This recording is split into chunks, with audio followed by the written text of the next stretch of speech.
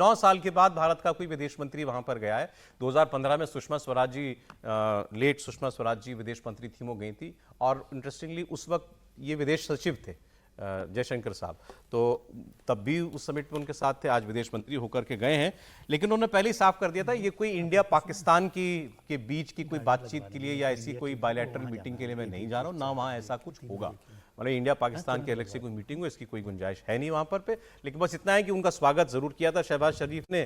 कल जहां भी उन्होंने सारे डेलीगेट्स का स्वागत किया था, तो वहां पर ये भी थे, लेकिन उनकी और कोई बातचीत किसी से हुई नहीं है। लेकिन आज जो उन्होंने अपने संबोधन में कहा है वो महत्वपूर्ण है। उन्होंने कहा कि आतंकवाद, अलगाववाद और कट्टरवाद से सभी देशों को बचना होगा। पाकिस्तान का नाम लिए बगैर कहा है, बेहतर रिश्ते के लिए भरोसा जरूरी होता है, अगर भरोसा नहीं है तो कुछ नहीं है। ये सीधे पाकिस्तान के लिए कि भरोसा कायम करना आपका काम है, संबंध अच्छे करने हैं। तो सर ये तो महत्वपूर्ण बात है, लेकिन मुझे समझ नहीं आई है कि वैसे तो वो एक समिट इस तरह की है, एससीओ समिट, उसमें भारत को जाने की क्या आवश्यकता है, किस तरह से है, और क्या भारत ने अपना दिमाग साफ किया है। मुझे लग रहा है हम पाकिस्तान को लेकर अभी तक बहुत स्पष्ट नीति के रास्ते पर नहीं चल रहे। किसी दिन हम कहते हैं कि गोली बोली नहीं चलेगी, साथ साथ नहीं चलेगी, किसी दिन हम कहते हैं पाकिस्तान के साथ हम बात नहीं करेंगे, किसी दिन आज आप वहाँ जा रहे हैं जहाँ पर कोई भी बायलैटरल मीटिंग नहीं है और विदेश मंत्री के लेवल पर 9 साल बाद हम जा रहे हैं। तो क्या भारत एक साफ रुख के साथ पाकिस्तान, मुझे लगता है पाकिस्तान अगर जा रहे हैं, क्या नजर आ रही है? रुख साफ है, वो कह रहे हैं वहां जाकर यही कहा कि भाई आप अपना घर ठीक करो, ये हरकतें नहीं चलेंगी आतंकवाद की। नहीं तो वो तो बायलैटरल मीटिंग की बात है। बायलैटरल मीटिंग में ये बात करनी चाहिए ना आपको कि पाकिस्तान के साथ हमें साफ साफ बात करनी, मतलब इसमें जो हमारा रुख है उस पर मेरा कोई विरोध नहीं है, कह रहा हूँ उस रुख पर पाकिस्तान के साथ, और पाकिस्तान और भारत का है ना बराबरी की तरह से देखना थोड़ा सा बंद कर देना चाहिए। हमारी देखता सर कोई। कोई नहीं देख रहा, तो हमें उस तरीके से, उसी दमदार तरीके से बात करनी आप चाहिए। कह रहे हैं ना भी जाते तो कोई कोई फर्क नहीं पड़ रहा था। ठीक है, ये बात आप कुछ लोगों ने और लोगों ने भी कही है कि भाई क्यों गए विदेश सचिव वहां पर, जब विदेश मंत्री वहां पर, जब कोई बात होनी नहीं थी। अपनी जड़ें जमाने गए। जड़ें कहां? पाकिस्तान में विदेश मंत्री जी पेड़ लगा के आए हैं। एक पेड़ मां के नाम, नरेंद्र मोदी का एक पेड़ मां के नाम जो अभियान है वो वहां भी लगा के आए हैं। तो पाकिस्तान में जड़ें जमा दी हैं, जड़ गहरी हो रही है। अब ये हो गई एक बात प्रतीकात्मक तौर पर, लेकिन दो वीडियो डाले उन्होंने, सुबह एक पेड़ लगाते हुए, एक वॉक करते, बिल्कुल वॉक करते हुए। इससे बेहतर तरीका नहीं हो सकता था। एससीओ मीट थी, इसमें भारत बहुत महत्वपूर्ण साझेदार है, एजेंडा ड्राइव करता है। इस्लामाबाद की बैठक को छोड़ देता तो चाइना और पाकिस्तान इस एजेंडे को ड्राइव करते। वहां जाकर विदेश मंत्री ने बोला क्या है, एससीओ's primary goal of combating terrorism, separatism and extremism is even more crucial in current times. Pakistan की धरती पर वहां खड़े होकर वो कह रहे हैं कि आतंकवाद, अलगाववाद से लड़ना आज के समय में सबसे महत्वपूर्ण है, उनसे कोई डायलॉग करने नहीं। इसी समय वहां टीवी से ब्लैकआउट हो गई, ये पंक्ति पूरी हुई, टीवी पर चल रहा था। जैसे ही उन्होंने कहा कि अखंडता और संप्रभुता का सम्मान, रेस्पेक्ट होना चाहिए चीन पाकिस्तान, वैसे ही उनको जो है पाकिस्तान टीवी ने ब्लैकआउट कर दिया है और उसके बाद से उनको दिखाया नहीं जा रहा है। और शहबाज शरीफ पर क्वेश्चन उठ रहा है कि उसने तो अपनी बात कह दी, आपने क्यों नहीं बोला कुछ। अरे ये छोड़े सर, वो इमरान खान ने क्या बोला वो देखा आपने? इमरान खान के नेता ने क्या बोला? इमरान वहां विपक्षी दल जो इमरान खान की पार्टी, वो इस्लामाबाद को घेर कर प्रोटेस्ट कर रहे हैं और इसको इस्लामाबाद को बिल्कुल पिंजरा बना करके ये बैठक हो रही है। उन्होंने ये कहा कि हम लोग यहाँ विरोध प्रदर्शन पर बैठे हैं, एस जयशंकर साहब यहाँ हमारे बीच में आए और हमारे लोगों को संबोधित करें, भारत का विदेश मंत्री संबोधित करें, हम स्वागत करते हैं। कनाडा की बात कर लेते हैं। कनाडा के संबंध भारत के साथ बहुत खराब हो चुके हैं। हमारे राजदूत वापस आ रहे हैं, यहाँ उनके राजदूत हमने वापस भेज दिए, ये सब तो हो गया। ये सब जिस व्यक्ति की वजह से हुआ वो मैं आपको बताता हूँ। जगमीत सिंह, जिनके समर्थन से ये सरकार चल रही है ट्रूडो साहब की, कनाडा की, वो भी मीडिया के सामने आए।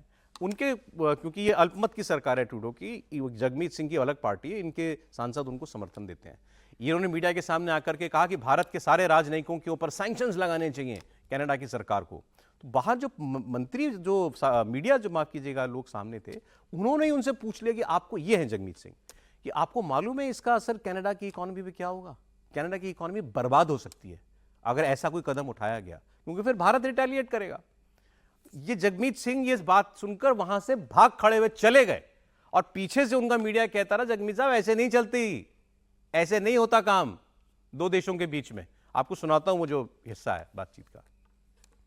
This is a very serious allegation, a series of allegations. It confirmed some of the background of how it got here. But really what it highlighted is that we've got the Indian government, specifically the Modi government, that is engaged through diplomats in Canada, criminal elements that have then gone on to shoot at Canadian homes, to shoot at Canadian businesses, to kill Canadians. That is very serious. As the RCMP mentioned, the briefing also mentioned that there are deep concerns for Canadian safety.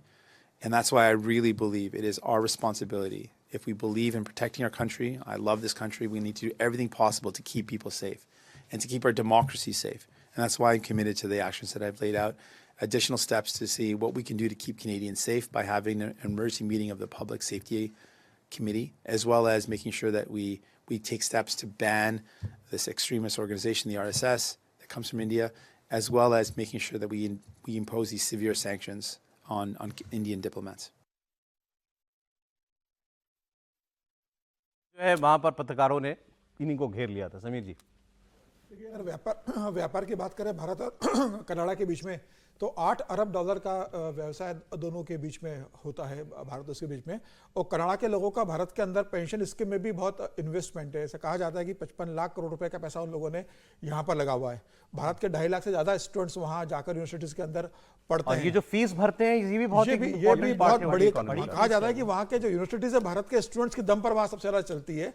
लेकिन एक बड़ा दुर्भाग्यपूर्ण बयान America की तरफ से कल आया है। अमेरिका के विदेश मंत्रालय के जो प्रवक्ता मैथ्यू मिलर, उन्होंने कहा है कि इस मामले में भारत से कई बार कहा गया था सबूत देने के लिए, भारत से कहा गया था सहयोग करने के लिए।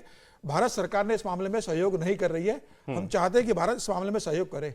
अमेरिका ने जो बयान दिया है, मुझे लग रहा है ये एक बहुत गलत बयान है भारत के लिए।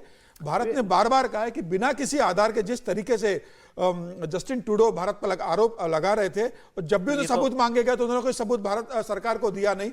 और सीधे आप अधिकारियों को कह रहे हो कि आप ये आपसे बात जो कि इंपॉर्टेंट है, ये डिप्लोमेसी बड़े अलग लेवल्स पर प्ले करती है। वो हमारा दोस्त भी अमेरिका वो ऐसी बात कह रहा है। खैर, वो डिप्लोमेसी में तो ये होता ही है कि सब लोग अपने अपने इंटरेस्ट को ध्यान में रखकर करते हैं, और इससे कोई अमेरिका और भारत के संबंधों में कोई बहुत बड़ा बदलाव आएगा ऐसा भी नहीं है। ये चलता रहता है डिप्लोमेसी में, सबको अपना अपना देखना होता है। अमेरिका का ये स्टैंड पहले दिन से है कि भारत को करना चाहिए। वहां की अखबारों में, न्यूयॉर्क टाइम्स में, वाशिंगटन पोस्ट में अभियान चलता रहा है।